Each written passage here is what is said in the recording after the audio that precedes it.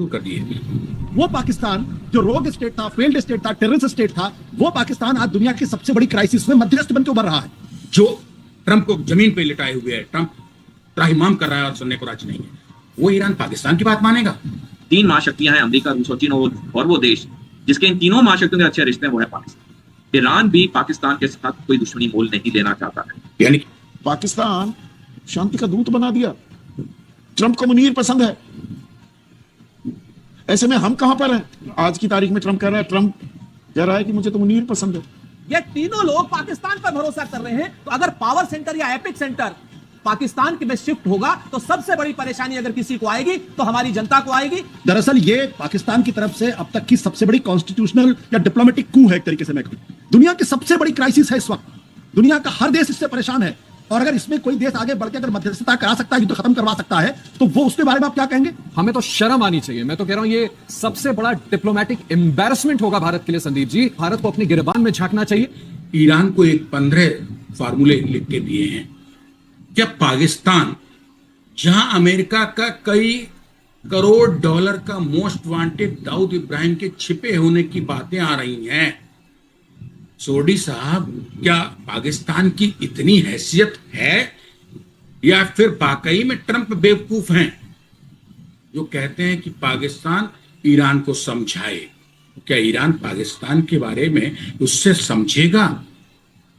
जो ट्रंप को जमीन पे लिटाए हुए है, ट्रंप त्राहिमाम कर रहा है और सुनने को राजी नहीं है, वो ईरान पाकिस्तान की बात मानेगा? संजीव जी, मैं दर्शकों से अनुरोध करूंगा एक किताब जरूर पढ़ें जिसका शीर्षक है no exit from Pakistan, Washington's torturous relationship with Islamabad. ये किताब डेनियल मार्के ने लिखी। लेखक ने बड़े तथ्यों और आंकड़ों के साथ समझाया है कि अमेरिका और पाकिस्तान के रिश्ते हमेशा अच्छे रहे।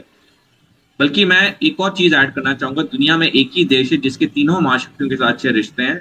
3 महाशक्तियां हैं, अमेरिका, रूस और चीन, और वो देश जिसके इन तीनों महाशक्तियों के अच्छे रिश्ते हैं वो है पाकिस्तान। तो पाकिस्तान को अमेरिका का अप्रोच करना, जो कि जारेड कुशनर ने भी एक्नॉलेज किया कि हाँ पाकिस्तान बिचौलिया का काम कर रहा है, ये कोई मेरे को हैरानी की बात नहीं लगती कि अमेरिका और पाकिस्तान के रिश्ते जो मैंने आपको बताया वो वैसे हैं। ईरान ने भी पाकिस्तान के खिलाफ कोई गलत बयान नहीं इशू किया इस युद्ध में, क्योंकि ईरान भी पाकिस्तान के साथ कोई दुश्मनी मोल नहीं लेना चाहता है और ना ही पाकिस्तान ईरान के साथ दुश्मनी को लेना चाहता है। तो डेफिनेटली पाकिस्तान एक बहुत बड़ा कैंडिडेट है मध्यस्थता के लिए, चाहे ईरान की तरफ से हो चाहे अमेरिका की तरफ से हो।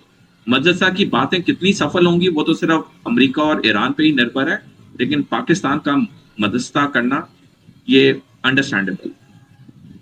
यानी कि हाँ, मैं गलत फहमी में था। मैं पाकिस्तान को हल्के ले रहा था कि मैं उसको आतंकवादी देश कहता हूँ, वहां की यूनिवर्सिटी आतंकवाद की कहता हूँ, टेररिज्म की।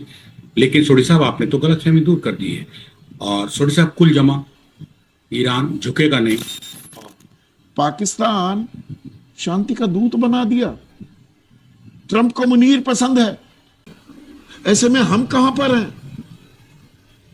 हमारा सदाबहार दोस्त रहा भाई, ईरान से सदियों पुराने हमारे सिविलाइजेशनल संबंध हैं, तो हम कहां हैं? ये ट्रंप क्या कर रहा है? ये कौन सा खेल कर रहा है जो ऑपरेशन सिंदूर से पहले से ही जारी था, ऑपरेशन सिंदूर के बाद भी, और आलम तो वहां तक आ गया था कि संयुक्त राष्ट्र की जो एंटी टेररिज्म कमेटी थी उसकी सदारत दे दी गई पाकिस्तान को। जयराम रमेश कह रहे हैं कि अगर यह रिपोर्ट सही है तो भारत के लिए एक बड़ा झटका है और भारत की उपेक्षा है, और इसके लिए पूरी तरह स्वघोषित विश्व गुरु जिम्मेदार है। सरकार की जिम्मेदारी मान रहे हैं कि 1 साल हो गया, ये डियर फ्रेंड डोनाल्ड ट्रंप वो इतनी नजर इनायत क्यों करता दिखाई दे रहा है पाकिस्तान को लेकर? ऑपरेशन सिंदूर में उल जुलूल के बयान दिए, मध्यस्थता मैंने कराई, संघर्ष विराम मैंने किया। अगर हम पाकिस्तान को घुटनों पर ले आए थे, हमने 9 एयरबेस उनको नुकसान पहुंचा दिया था, आतंकवादी ठिकानों पर हमला कर दिया था, तो 3 दिन बाद ही या 4 दिन में ही ऑपरेशन सिंदूर थाम क्यों दिया था? और इससे ब्रीदिंग स्पेस मिल गई क्या अमेरिका को? और उसके बाद डोनाल्ड ट्रंप वो 3-3 बार खाना खिलाते हुए दिखाई दिया। तो ये आतंकवाद को समर्थन देने का इनाम मिल रहा है क्या पाकिस्तान को? अमेरिका और पाकिस्तान, इनके रिश्ते आज के नहीं हैं। जब भारत आज़ाद हुआ है तो अमेरिका के प्रोमिनेंट विदेश मंत्री थे, आप विद्वान आदमी हैं, डलेस, तो फॉरेन पॉलिसी बनाई थी उन्होंने, एनसर्कलमेंट ऑफ चाइना। सबसे पहले वो जवाहरलाल के पास आए थे इंडिया में कि आप इसके मेंबर बनो। South East Asia Treaty Organization मने कर दिया, पाकिस्तान बन गया। तो पाकिस्तान आज का लाई नहीं है। 65 में अमेरिका ने क्या किया, 71 में क्या किया, अब 2-3 महीने से, साल भर से, 6 महीने से अमेरिका किस तरह का व्यवहार कर रहा है भारत के साथ। जहां तक पाकिस्तान की आपने इन्वॉल्वमेंट की तो बात, अब आपको अतीत ये याद आ गया? नहीं केसी त्यागी साहब, पर सरकार पिछले कुछ सालों में तो माय डियर फ्रेंड ट्रम्प, अब की बार ट्रम्प सरकार, हमने ट्रम्प के साथ काफी कुछ इन्वेस्ट कर दिया संबंधों के लिहाज से। पर आज की तारीख में ट्रम्प कह रहा है कि मुझे तो मुनीर पसंद है। सूरत हाल कुछ ऐसी हो गई है ना। अमेरिका को अगर पाकिस्तान पर ज्यादा भरोसा है तो हम कदम ताल करते क्यों दिखाई देते हैं अमेरिका के साथ? ऑपरेशन सिंदूर में भी यही हुआ। वो बोला कि मैंने संघर्ष विराम कराया, वो आसिम मुनीर को, मुल्ला मुनीर को अपने घर बैठकर दावत करवा रहा था। हमारे प्रधानमंत्री कनाडा में थे, वहां फंसाने की कोशिश की, उनको भी न्योता दिया। ये तो भला हो हमारे विदेश नीति के रणनीतिकारों का, उन्होंने प्रधानमंत्री को आगाह कर दिया, वरना व्हाइट हाउस बुला लेता और सामने मुल्ला मुनीर को बिठा देता। आज की डेट में नरेंद्र मोदी जी के शासनकाल में संदीप भाई हमारी ये पोजीशन हो गई कि हमारा भरोसेमंद साथी ईरान भी हम पर भरोसा नहीं कर रहा, रूस हमको महंगा तेल दे रहा है, और हमारा जिसके चरणों में हम पड़े थे नरेंद्र मोदी जी, डोनाल्ड ट्रंप के और नेतन्याहू साहब के, वो भी हम पर भरोसा नहीं कर रहे। ये तीनों लोग पाकिस्तान पर भरोसा कर रहे हैं। तो अगर पावर सेंटर या एपिक सेंटर पाकिस्तान में शिफ्ट होगा तो सबसे बड़ी परेशानी अगर किसी को आएगी तो हमारी जनता को आएगी। 70 साल में इतनी जिसको कहा जाए विफल विदेश नीति नहीं हुई जिसमें हमने अपनी बगल में एपिक सेंटर, पावर सेंटर बना दिया हो।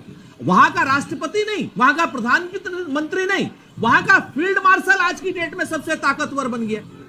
मुझको दुनिया पूछ रही है। इन लोगों के साथ आशुतोष, इस सवाल का जवाब अगर आप दें, कतर हो, यूएई हो, सऊदी अरब हो, इनके राष्ट्राध्यक्षों से या यहाँ के क्राउन प्रिंसेस से लगातार बात कर रहे थे, लेकिन अब दरअसल जब संवाद के जरिए शांति स्थापित करने की बात आती है तो भारत कहीं है ही नहीं। देखिए संदीप, अगर ख्याली दुनिया में आप ख्याली पुलाव पकाना चाहते हैं और उस झूठ को आप सच मानना चाहते हैं तो आप उसके लिए पूरी तरीके से स्वतंत्र हैं, और हमारे सारे दर्शक वर्ग भी उसको पूरी तरीके से स्वतंत्र हैं।